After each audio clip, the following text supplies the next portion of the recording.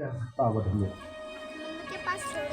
सीता माता ने भी कहा कि मैं राम जी के अलावा कहीं रह ही नहीं सकती। बड़ा कारुणिक विषय। चलो राम जी को वनवासी ले चलते हैं। कथा ऐसी आई है कि पिता ने आज्ञा दे दी। पिता ने आज्ञा दे दी तो किसी ने कहा कि कौशल्या माता से आज्ञा लेके आओ। माँ तो कौशल्या है ना, पिता से बड़ा स्थान माता का होता। अगर माँ कह देवे, देखो इस जगत में पिता से बड़ा स्थान किसका? माता का होता है। हमारे सन्यास परंपरा में है कि अगर किसी सन्यासी का, साधु का पिता आ जाए तो उस पिता का धर्म होता है कि उस सन्यासी पुत्र को प्रणाम करे, और अगर माँ आ जाए तो उस सन्यासी का धर्म होता है कि उस माँ को प्रणाम, क्योंकि माँ का स्थान पिता से श्रेष्ठ। तो किसी ने कहा राघव आपको माँ से आज्ञा लेना चाहिए।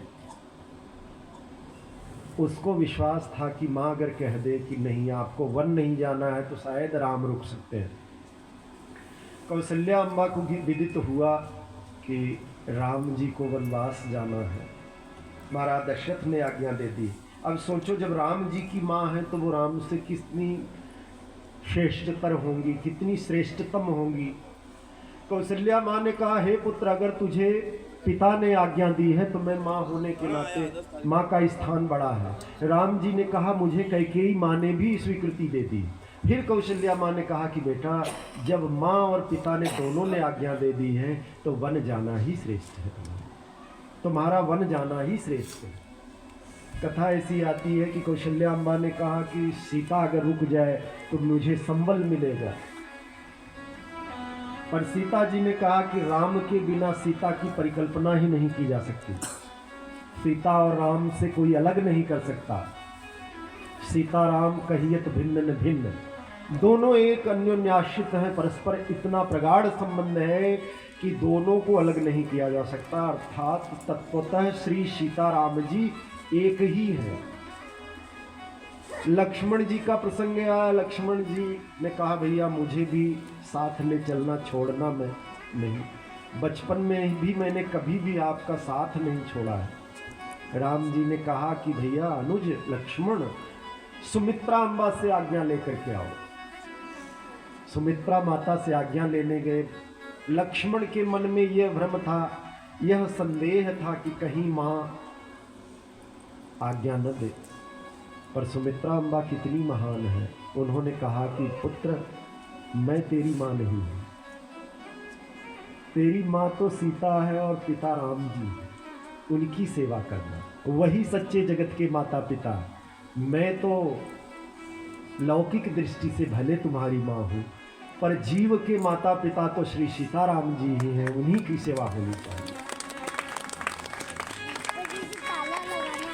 पुत्र तुम्हें सदैव राम जी की सेवा करना और परछाई जैसा उनका अनुसरण करना।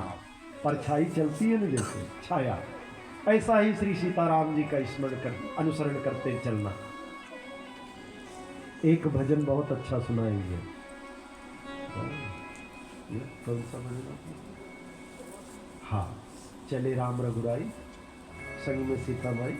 हाँ हाँ देखो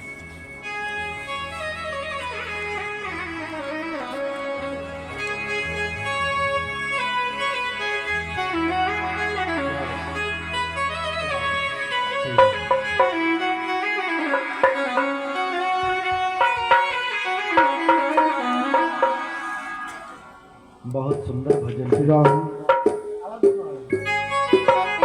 आप भी उसी भाव में भगवान के साथ वन की यात्रा प्रारंभ करते हैं।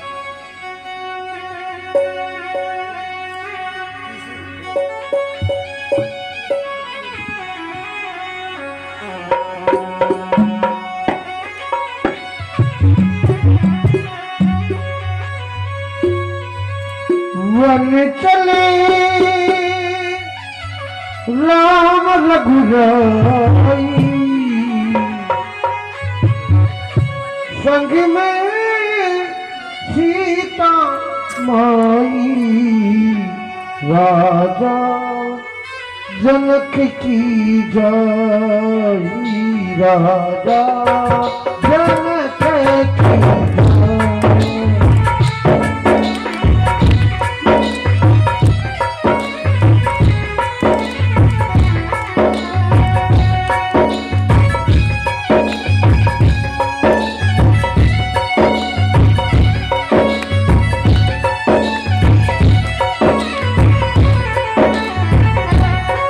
मन चले राम रघुराई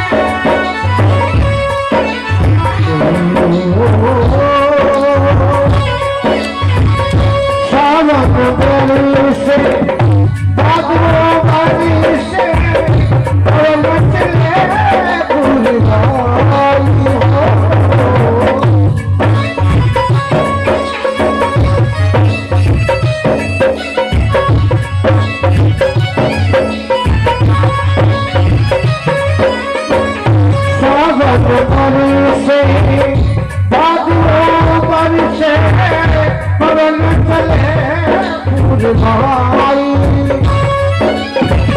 कौन बरसी तू बाधी है कौन बरसी तू बाधी है नाम लखन दो आई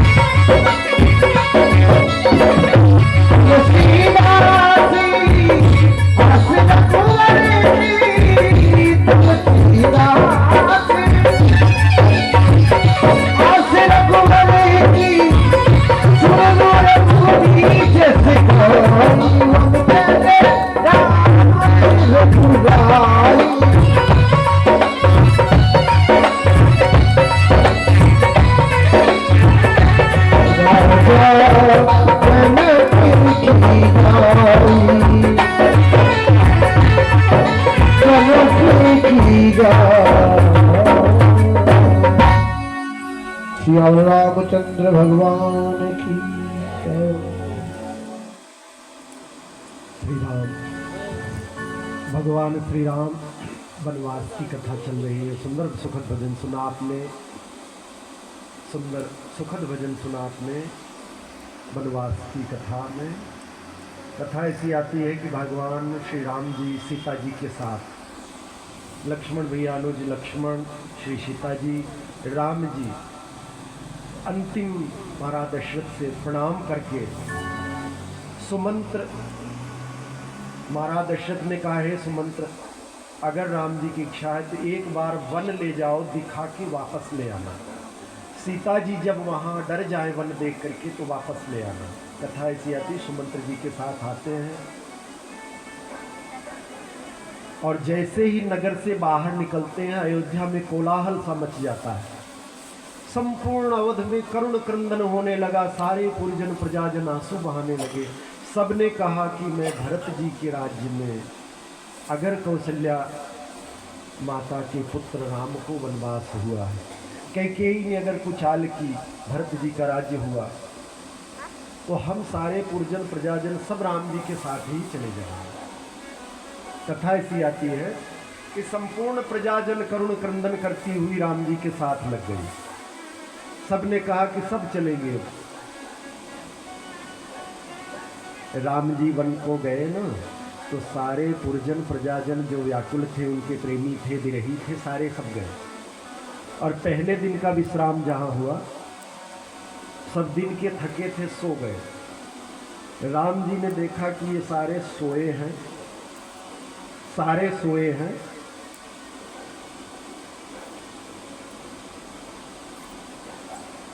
और सोए में ही भगवान चल दिए वहाँ।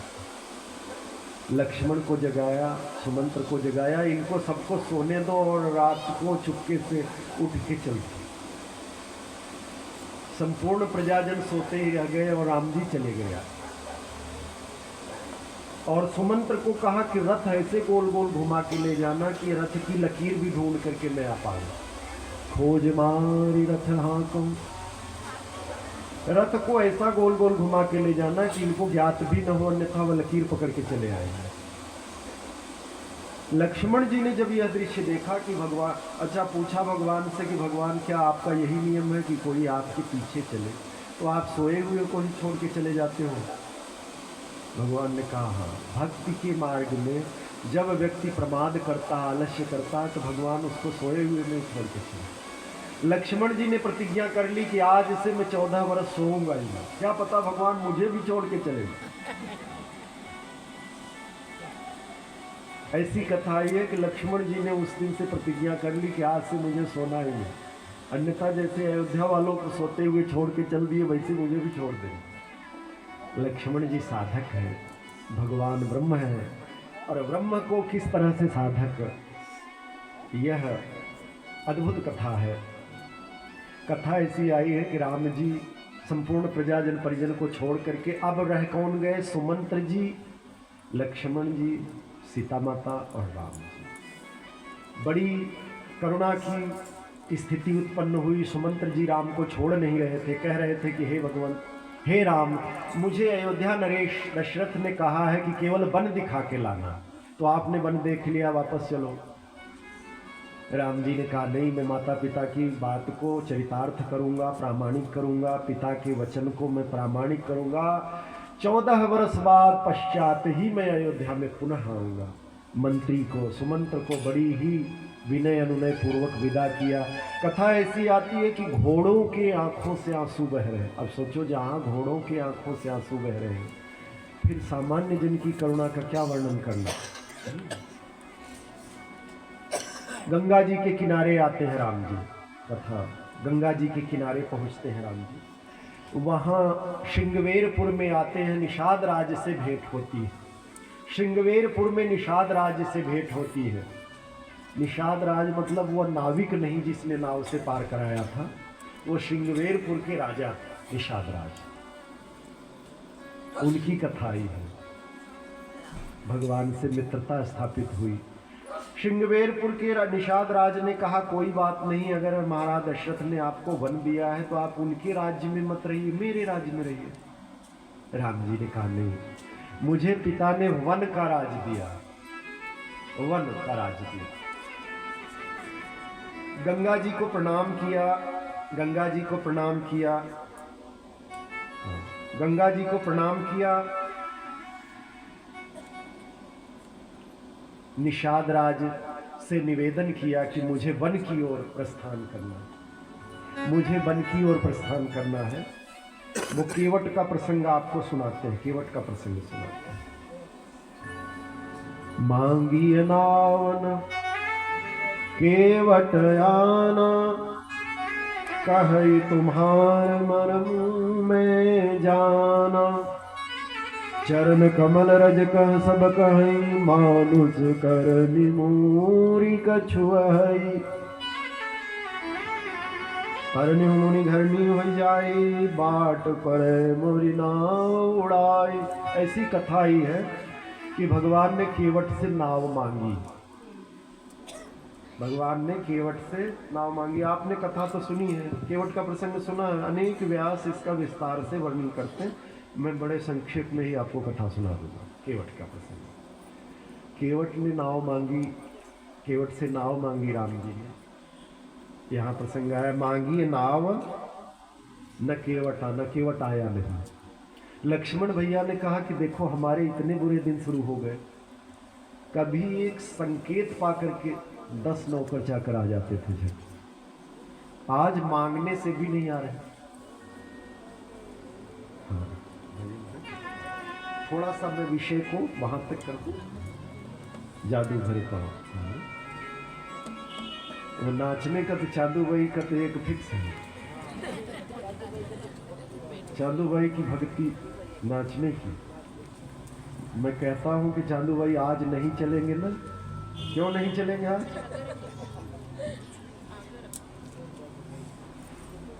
मांगिए ना। लक्ष्मण भैया ने कहा, राम जी ने विनम्रता पूर्वक मांगा। देखो, जिसको सब कुछ देना आता है वही मांग सकता है। एक मैं कथा बता दूं। एक सूरदास जी थे, जंगल की बात बताओ।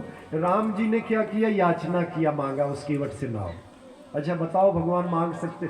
जिस राम जी का नाम लेकर के लोग भव सागर पार हो जाते हैं, उनको इस छोटी सी नदी पार करने के लिए नाव मांगने की जरूरत पड़े?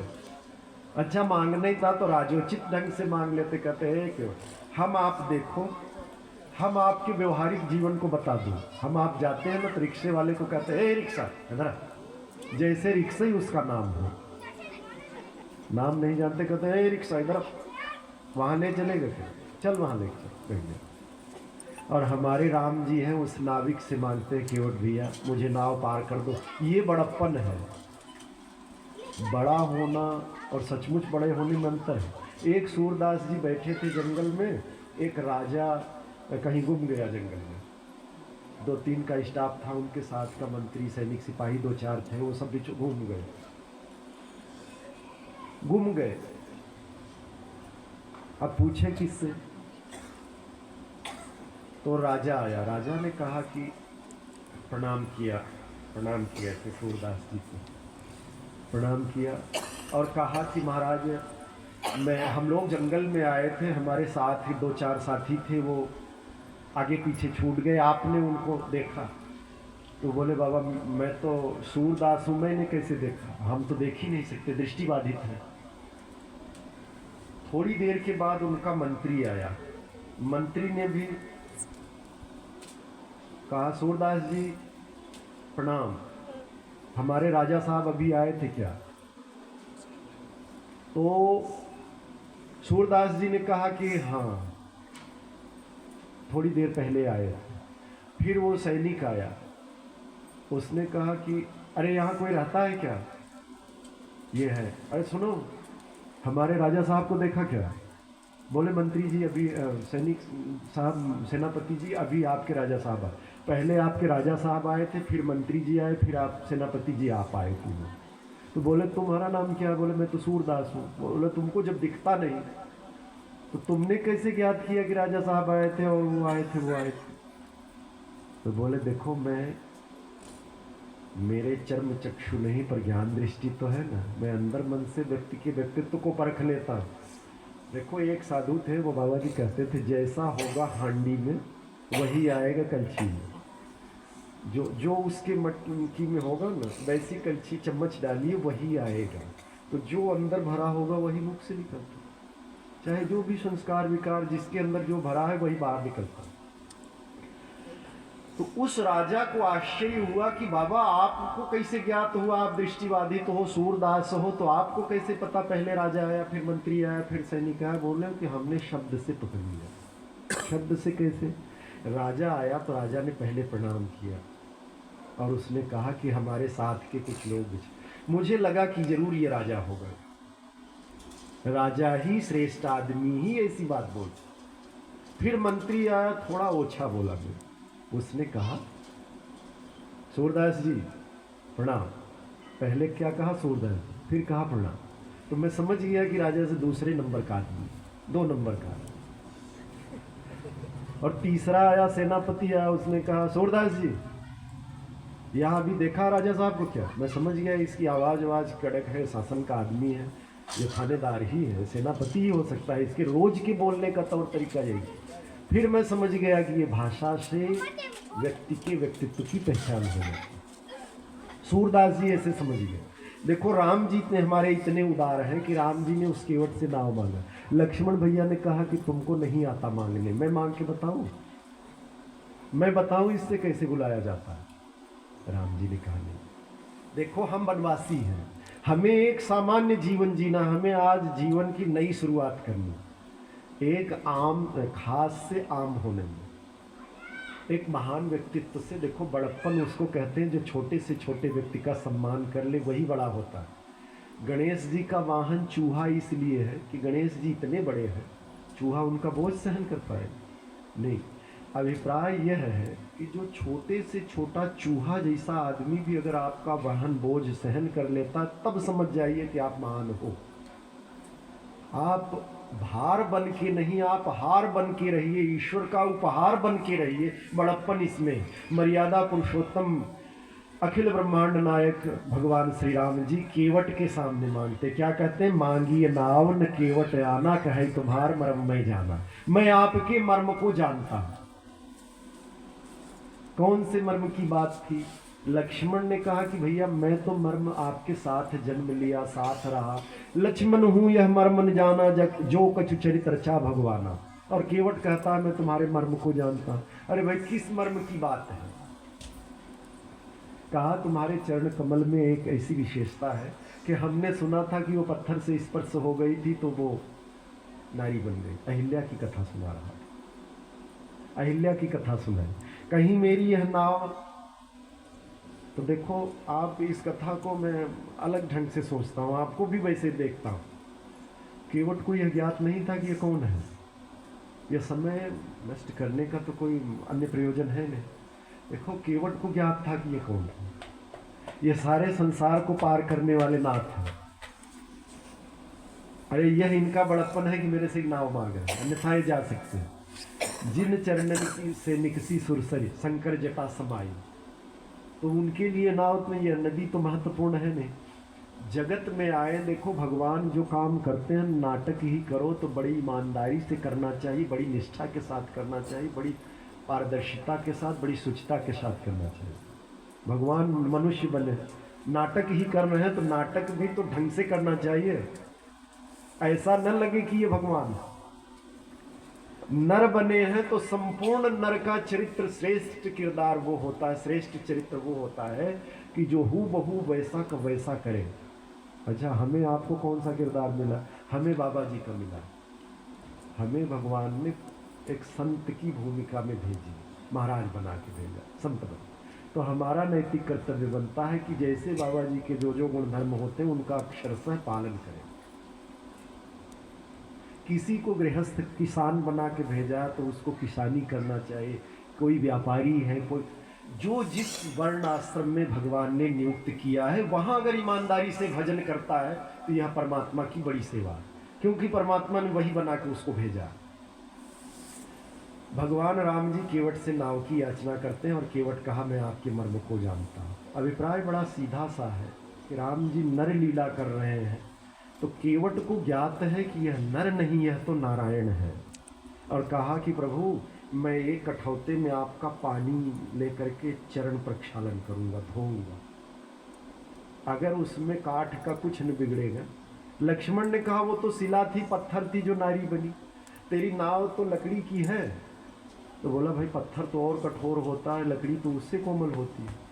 तो चलो हम ऐसा करते हैं कि पाँव धो लेते हैं, अगर कठौते का कुछ नहीं बिगड़ेगा फिर बिठा लेंगे, कौन सी ऐसी हर्ज। और लक्ष्मण भैया आप ज़्यादा जल्दी मत कीजिए, हमने भी सुना 14 वर्ष का वनवास हुआ,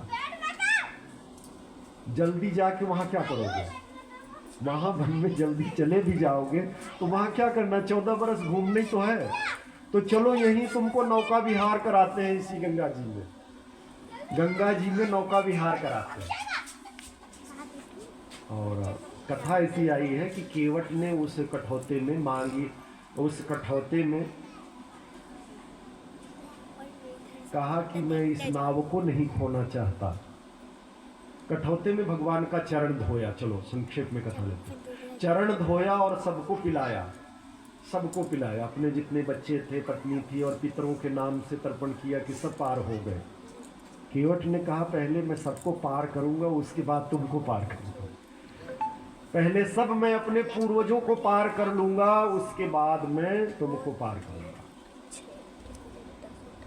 लक्ष्मण जी देख रहे हैं कि अच्छा भैया ने संकेत दिया कि कुछ नहीं बोलना।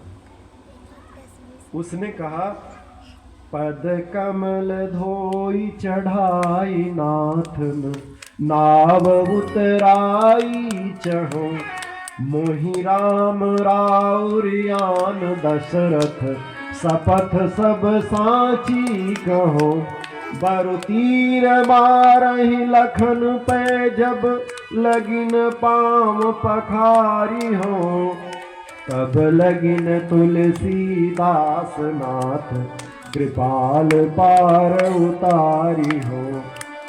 हे कृपाल, मैं तब तक नहीं उतारूंगा, मैं महाराज दशरथ की सौगंध का। लक्ष्मण बोले देखो चुप रहने का नतीजा, मांगने से आया नहीं और पिताजी का भी नाम ले रहा है कि दशरथ की सौगंध खा जाऊं। और लक्ष्मण भले मुझे तीर का प्रहार कर दे, पर जब तक मैं न धोऊंगा तब तक न ले जाऊंगा। लक्ष्मण ने कहा भैया कहीं सीधापन बड़ा दोष होता है, देखो ये कितना बढ़ा जा रहा है, इसको शिष्टाचार सिखाना चाहिए। सुनि केवट के बैन प्रेम लपेटे अटपटे, बिहसे करुणाएन चितई जान की लखन तन। राम जी परम प्रसन्न हुए हैं केवट के वैन को सुनकर के। एक भजन सुने, ये सत्यनारायण जी बहुत अच्छे सुनाते हैं भजन।